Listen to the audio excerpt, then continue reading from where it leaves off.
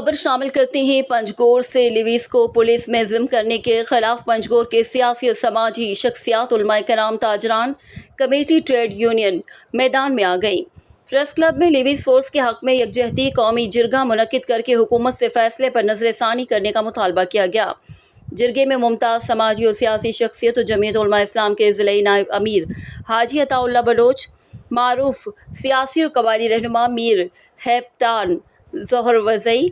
جماعت اسلامی کے صوبائی رہنما قاضی عبدالواحد بلوچ، سردار عطا اللہ بلوچ، خطیب مکران مولانا علی احمد، مولانا عبدالحلیم، سردار محمد جان رودینی اور دیگر شخصیات موجود تھے۔ پنجگور پریس کلب میں ایک بڑے جرگے اور پریس کانفرنس کے دوران حکومتی نوٹیفیکیشن کو مسترد کرتے ہوئے اسے بلوچستان کے عوام کے جذبات اور احساسات پر شب خون مارنے کے مترادف عمل قرار دیا اور حکومتی فیصلے کی مذمت کی گئی اور حکومت پر زور دیا گیا کہ وہ دوبارہ ناکام تجربات کرنے سے باز آ جائے، جس سے فقط صوبے کے وسائل کا ضیاع ہوتا ہے۔ جرگے سے آل پارٹی شہری ایکشن کمیٹی کے رہنما اور امیر جمعیت علماء اسلام پنجگور حافظ محمد اعظم بلوچ، نیشنل پارٹی کے ضلعی صدر Haji Ayub Dehwari, B M P Mengal کے ضلعی general secretary Qadeer Baloch, B M P Awami senior رہنما زبیر ایوب، انجمن تاجران کمیٹی کے صدر فرید نواز،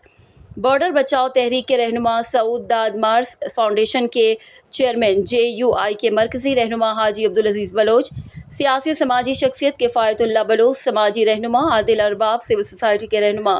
ظہور زیبی، یونین کونسل چیئرمین اتحاد کے نمائندہ صدام فیضی اور دیگر مقررین نے خطاب کرتے ہوئے کہا کہ لیویز فورس کو پولیس کے ساتھ ضم کرنے کی پالیسی کے خلاف ہیں اور اس فیصلے کو مسترد کرتے ہوئے فیصلے کو فوری واپس لینے کا مطالبہ کرتے ہیں۔ انہوں نے کہا کہ حکومت بلوچستان کی جانب سے اس نوٹیفیکیشن کو جاری کرنے کے بعد صوبہ بھر کی عوامی حلقوں میں نہ صرف تشویش کی لہر دوڑ گئی ہے بلکہ ہر طرف بے چینی پھیل گئی ہے۔ عوام اپنے محافظ فورس کو ختم کرنے کی اجازت نہیں دیں گے۔ لیویز ہمارا محافظ ہونے کے ساتھ ساتھ روایتوں کی پاسدار فورس ہے جو ہم وقت اپنے عوام کے تحفظ کے لیے چوکس ہے۔ قدرتی آفات ہوں یا دوسرے مسئلے ہوں، لیویز کا کردار مثالی رہا ہے۔